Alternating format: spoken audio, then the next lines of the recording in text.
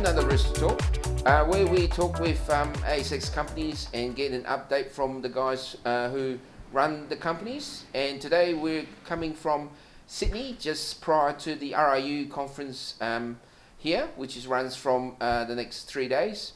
And I've got Nicole Galloway Warland from Thor Mining back with us to update a few of what they've been doing.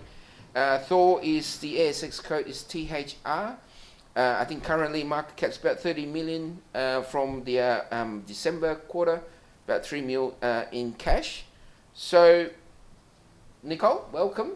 Thank you. Good to be back and good to be in person. Normally we're via Zoom, or have been for a while. Yes. Yeah. Now we can travel. It will be easier. Yeah, definitely. Look, Nicole, a while ago we spoke about what you guys have been doing, and you know, you guys, I've noticed you guys have been doing a fair bit of work. So maybe give us an update.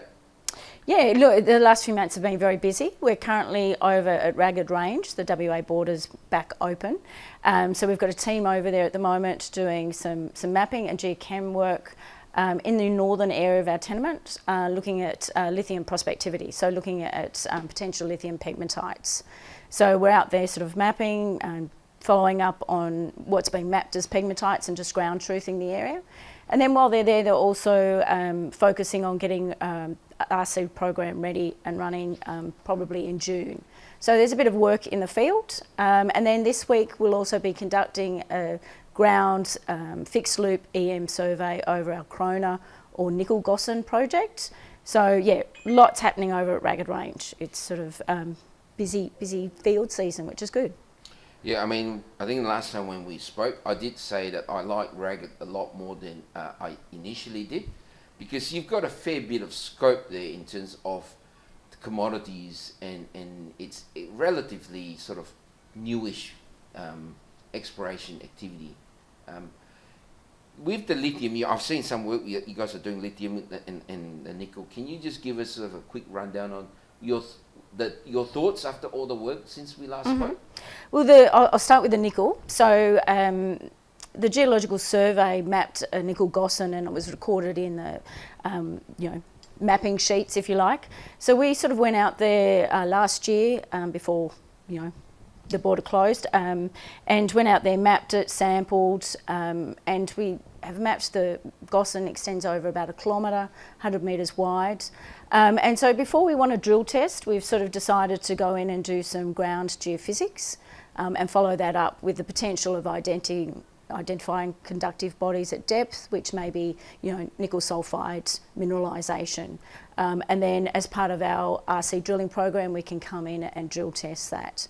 So that's sort of the Nickel Gossan story, if you like, or we've now called it the Krona prospect, and we'll be doing that geophysics survey this week. To sort of follow that up. Look, the Gossan is very unusual in this sort of area, but it's in the commodities. It sits at the bottom of the basal contact, so it's a very good geographical position to be sitting in. And we think it's important to, test this Gossan and see, what's at depth. So looking forward to following that up. And then the lithium prospectivity, we acquired a new tenement to the north or the northeast. And as part of that, we sort of went through and did our due diligence and identified some pegmatites that have been mapped there. And it's also along the boundary of the split rock supersuite, which is associated with the world-class lithium deposits in the area. So hence following up on that lithium prospectivity. The project, like you said, it's quite unusual to have different commodity focus. But we have 100% control of that greenstone belt bordering on the granite. So it's quite an interesting area that's really been underexplored. It's off the road. We do have tracks in there, but it's sort of missed a lot of the exploration activity. So it's a very early stage sort of greenfields project, but a lot of prospectivity and I think exciting times ahead. I think what viewers should take note that Australia, WA, Pilbara area region is a big area. So for and I'm not surprised what you guess, because the Pilbara has been sort of underexplored to a certain degree. Yep. It's really an iron ore country till maybe a few years ago, and they had little hot spots here and there, but those hot spots are literally dots on a map. in terms of space, right? So you mentioned there's greenstones as context. What's the historical information saying to you? Obviously, there's been a bit of mapping there, or is it fairly sparse in information? Look, it is fairly sparse information, but what we've seen is the structural analogies are very similar to the deposits in close proximity. So Calidus's Warrawoona project to the north, very close, analogies to our gold sterling prospect. And then you've got De Grey's Hemi project not too far away. So again, very similar, geological analogies that we can draw in and use some of that historical information from the region. But it is important for us to get out there and ground truth, map the structures, map the lithological contacts. So we are a little bit behind because it is such a greenfields underexplored area. But to me, that's exciting because of the prospectivity of the area. Yeah, no, absolutely. I think Pilbara's the next region where you need the work, you need to go out there and kick the rocks and things like that. But I think it's an area that's going to have a lot more surprises to people in the market than not. Uranium, you've got the uranium and vanadium stuff in the States. Can you give us an update on that? Yes, so we've have essentially 3 projects in the US on the Utah and Colorado state border within the Uravan mineral belt. Our focus initially is on the Colorado side, so Wedding Bell and Radium Mountain project. We've identified 3 areas or 3 prospects that we want to drill test, and we have been working with the San Miguel County to get drill permits in to do that, and we've received those permits. We're just finalising the drill rig and the final side of the permits, but we hope to be out there drilling this summer, or US summer. So just, working through that. These are sandstone hosted targets, very shallow, sort of 50 metre depth, so maximum 100 metre holes. Very stacked sort of sequences of sandstone, very rich. So the grades are about 1.25% uranium with a vanadium halo up to 3.5%. So really high grade sort of targets. 2 of the areas, Rimrock and Groundhog, they're along strike of historic workings. But Section 23, we're the first company to have access into that area because it was held by the Federal Nuclear sort of department. So we're the first company to get into there and drill test. So really excited about following those up. And I think we all know that with the geopolitical situation happening, as well as the green energy, having a domestic supply or project in the US is pretty positive at the moment.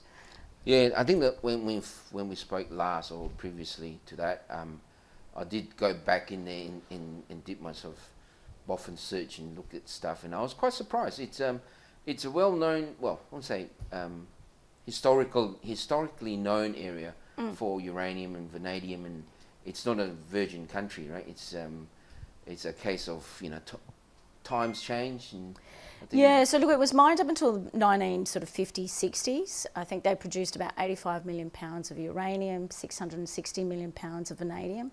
So quite large production within the area. But I suppose the mining technology's changed, exploration's changed, and like I said, that Section 23 area has never been drill tested.